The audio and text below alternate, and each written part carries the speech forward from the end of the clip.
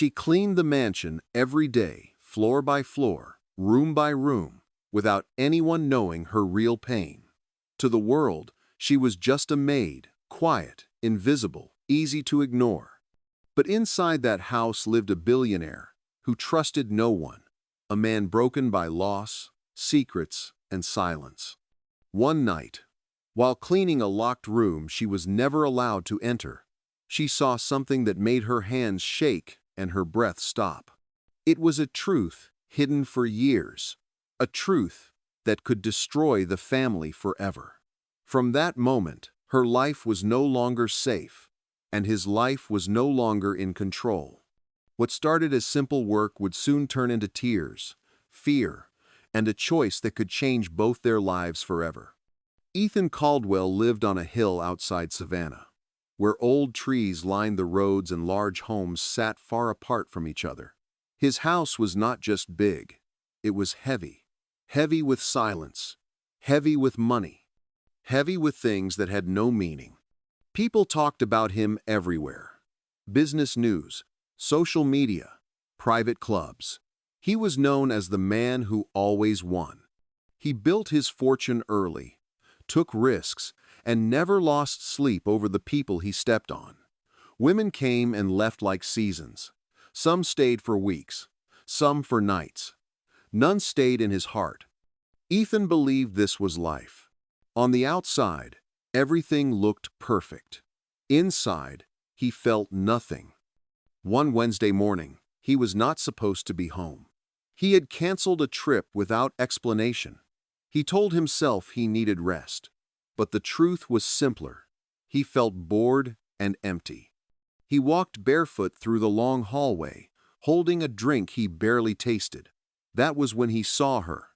She was in the main hall, cleaning the floor. She did not notice him. Her hair was pulled back without care. She wore a plain work dress. Small earphones rested in her ears. She moved slowly, confidently, lost in her task. She smiled to herself. Ethan stopped walking. He watched her move, not in a way meant to attract attention, but in a way that showed comfort in her own skin. This was not the kind of beauty he was used to.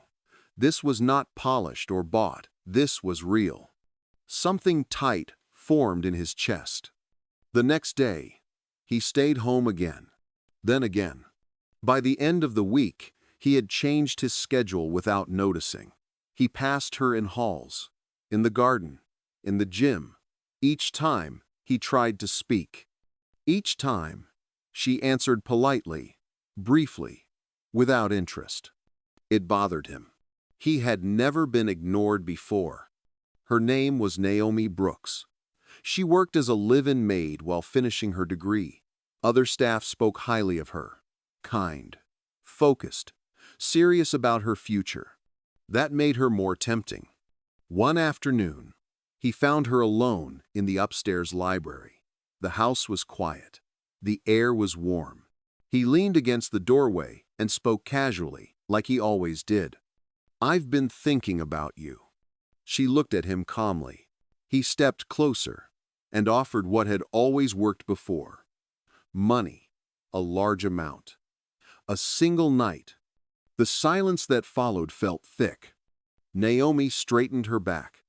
She told him clearly that she was not for sale, that she had standards, that his money meant nothing to her, that she would quit before allowing herself to be disrespected. Then she walked away. Ethan stood alone. For the first time in his life, he felt small. That night, he did not sleep. The days after felt strange. Naomi did her work without fault, but she avoided him. Ethan watched her from a distance. He noticed how she treated others, how she laughed softly when she thought no one was listening, how she sang while cooking late at night. He missed her smile. He found her one afternoon and apologized, not to win her, because he meant it. They talked, slowly, carefully. She told him truths no one had ever dared to say. "You don't know real people," she told him. Instead of getting angry, he listened. That night, Ethan sat alone on his balcony, staring into the dark land below. For the first time, he did not feel powerful.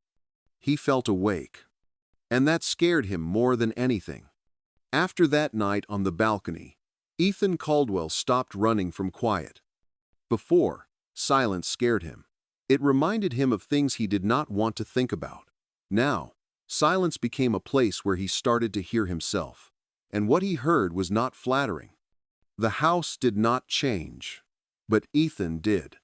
He woke earlier. He stopped sleeping past noon. He stopped calling people just to avoid being alone. Instead, he sat in the back garden with coffee and watched the sun rise slowly over the trees. Naomi noticed the change before anyone else did. He did not flirt anymore. He did not stare. He did not try to impress her. When he spoke, it was calm. When he listened, he did not interrupt. This confused her. One morning, she found him struggling to carry a box of supplies from the kitchen door. "You know the staff can do that," she said. "I know," he replied, "but I wanted to help." She watched him closely. "Why?" He shrugged. "Because it feels right." They began talking more. Not long talks, small ones, short comments, questions without hidden meaning. One evening, as rain tapped against the windows, they sat at opposite ends of the long kitchen table. Naomi was peeling apples. Ethan sat quietly. "You don't have to sit here," she said. "I want to," he answered. She sighed but handed him an apple and a knife. "Don't cut yourself." He smiled. No promises. They worked in silence. It was not uncomfortable. That night, Ethan told her about his childhood, about losing his mother, about growing up in places where feelings were ignored, about learning early that attention felt like love, even when it was empty. Naomi listened without judging. "You learned survival," she said softly, "not love." The words stayed with him. The next week, Ethan booked his first therapy session. He did not tell anyone, not even Naomi. But she noticed. He was calmer, more patient. He stopped drinking at night. He stopped scrolling through messages from women who meant nothing. One night, during a storm that cut power to part of the house, they sat together in the dark conservatory. Only rain and shadows surrounded them. "I used to think being busy meant I was strong," Ethan said. "Now I think I was just hiding." Naomi nodded. "Hiding is easy when you have money." He looked at her. "You don't hide." "I had to grow up fast," she replied. "I didn't have the luxury." Her honesty pulled something loose in him. He wanted to touch her, to hold her, but he did not. That choice mattered. Days turned into weeks. Staff whispered. They noticed the change. No parties, no loud nights, no strangers walking through the halls. One morning, a woman from Ethan's past showed up without warning. Beautiful, confident, loud. She sat in the living room like she owned it. "You've gone quiet," she said. "I don't like it." Ethan stood firm. "You need to leave." She laughed. "Because of her?" He nodded. "Yes." Naomi walked in at that moment, carrying folded linens. She heard everything. She said nothing. The woman left angry. That night, Naomi sat alone on the porch swing. Ethan joined her slowly. "I didn't plan that," he said. "I know," she replied. "You didn't embarrass me," she added. "You surprised me." He looked at her. "I meant what I said." She breathed deeply. "That matters." Their hands touched by accident. Neither pulled away. After that night, everything changed. But slowly. Ethan and Naomi did not rush. They did not label anything. They simply stayed close. Morning coffee became routine. Evening walks through the garden became normal. Laughter replaced tension. Ethan began attending Naomi's night classes quietly, sitting in the back like a regular student. She pretended not to notice, but she always smiled afterward. "You're ridiculous," she said once. "I'm invested," he replied. She laughed. One weekend, he planned a quiet trip outside the city. No staff, no cameras, just space. They sat on a porch under the stars, wrapped in a shared blanket. "I'm scared," Naomi admitted. "Of me? Of losing myself." Ethan turned to her fully. "I don't want to own you. I want to walk beside you." She studied his face, then walked slowly. He did. Months passed. He introduced her to his work, not as a maid, but as a mind he trusted. She challenged him. She questioned decisions.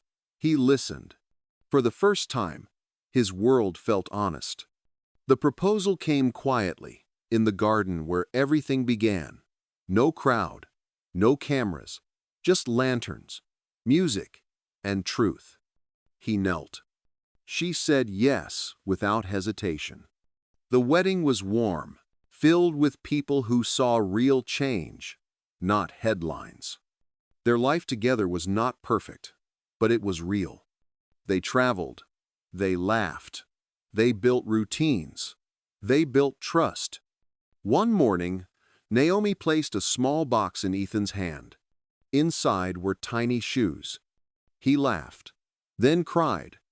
A year later, their home was louder, warmer, alive. Ethan watched Naomi rock their child under the trees. "I thought legacy was money," he said. "And now? Now I know it's love." Naomi smiled. "Welcome home." Dear viewers, this story is not just about a maid and a billionaire. It is about pain that stays hidden, about people who suffer in silence, and about how one small moment can change a life forever. Sometimes, the people we ignore are carrying the heaviest pain. Sometimes, the biggest houses hide the darkest secrets. If this story touched your heart, please tell us in the comments where you are watching from and what you learned from this story. Your words matter more than you know. If you enjoyed this story and want more emotional stories like this, please like, subscribe, and share this video with someone who needs to hear it. Your support helps us bring more powerful stories to you. Stay with us, because more stories are coming.